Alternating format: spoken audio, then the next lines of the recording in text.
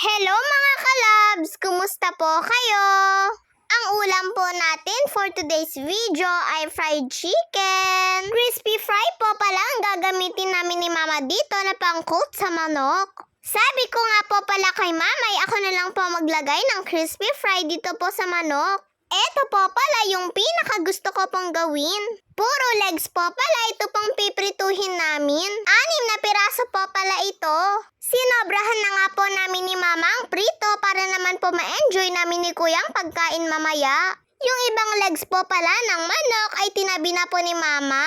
Pang tinola na daw po kasi namin yun sa susunod. At nung natapos ko na po palang lagyan lahat ng crispy fry ito pong manok, ay magsisimula na rin po pala akong magprito. Nakat na nga po itong video ko mga kalabs dahil akala po ni Mama ay nakaplay po yung video niya. Hay, pagod mo lang po yan Mama.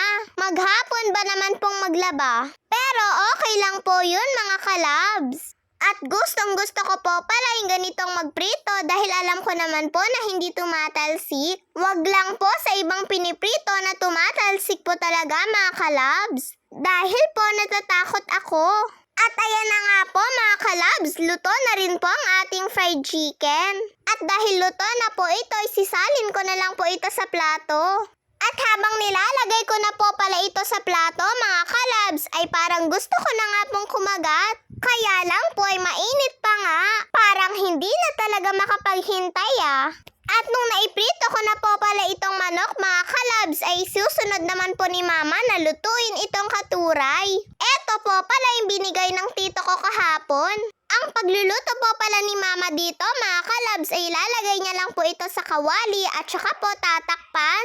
Hindi na po maglalagay si Mama ng tubig dito dahil magtutubig naman po ito.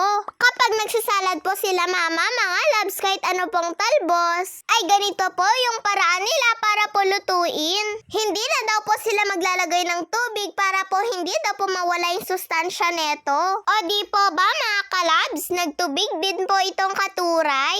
At pwede na nga din po ito mga kalabs kaya isasalin na po ito ni Mama sa lagayan. Half cook lang po palang ginawang luto ni Mama dito. Pangit na rin daw po kasi kapag po masyadong overcook. Para daw pong wala ka ng manguya kapag po ganun. At nung naisalin na nga po ito ni Mama ay nilagay niya na rin po pala yung kamatis at saka po sibuyas. Tapos ay naglagay lang po siya ng bagoong. At saka po pinanghuli niya lang po pala yung suka. At eto lang po pala yung nilagay ni Mama na ingredients dito.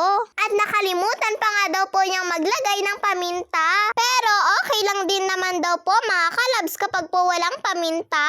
At ayan nga po, hinalo-halo na po ito ni Mama ng mabuti para po mag-mix-mix na yung hinalo niya pong pampalasa. Napakabango nga din po pala ng amoy nito pong ginagawa ni Mama. Pagkalagay po pala ni Mama ng bagoong at suka ay sobrang bango na nga po. At pagkatapos ay nilipat na rin po ito ni Mama sa plato.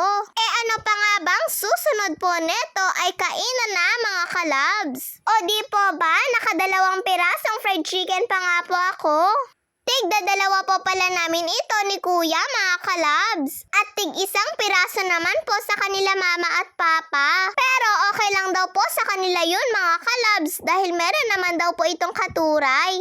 Kahit nga daw po wala ng fried chicken, basta meron daw pong salad na katuray. Basta po yung mga ganitong simpleng gulay-gulay lang daw po sa kanila Mama at Papa, ay solved na daw po sila. Napakahilig pa man din po nila mga kalab sa mga ganitong salad na gulay. Yung sabaw po pala ng katuray mga kalabs, ay pwede daw po itong pangsawsaw ng prito o di kaya inihaw na isda. Nai-imagine ko na nga po yun mga kalabs. At parang masarap nga po. Sabi ko nga po kay Mama ay mamaya na po ako magpapapak ng gulay dahil i-enjoy ko po muna itong fried chicken ko. Pero dahil nakikita ko po si Kuya na sarap sa gulay na katuray ay kumuha na nga lang din po ako. Sabi ko po pala kay Mama ay bakit parang mangga ang lasa? Masarap nga din po pala siya mga kalabs. At halos puro kamatis po pala mga kalabs ang nakain ko dito. Pero sa totoo lang ay masarap din po itong katuray na salad. Gustong gusto nga po ni Mama at Kuya.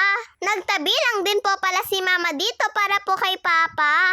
Nung nalaman po kasi ni Papa na magluluto po kami ni Mama ng ganito, ay nag-chat po siya para daw po tirahan siya. Pero kahit hindi po yun sabihin ni Papa, ay gagawin po talaga ni Mama yun. Syempre alam po kasi ni Mama na gustong gusto din po ito ni Papa. Alam niyo po ba mga kalab, sabi po ni Papay kay Mama niya lang daw po nalaman yung ganitong salad na katuray. At nung first time niya nga daw po itong natikman ay nagustuhan din po ni Papa. Nakarami na rin po pala ako ng kain ng gulay. At perfect nga din po itong combination ng fried chicken. Pero mas perfect po itong i-partner sa prito o inihaw na isda. O siya mga kalabs, kain na rin po kayo ah! Yun lang po mga kalabs. Maraming salamat po sa panonood nyo. Mag-iingat po kayo palagi. God bless to all. Bye-bye po.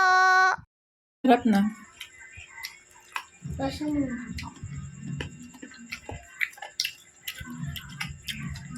Dahon ng mangga yan.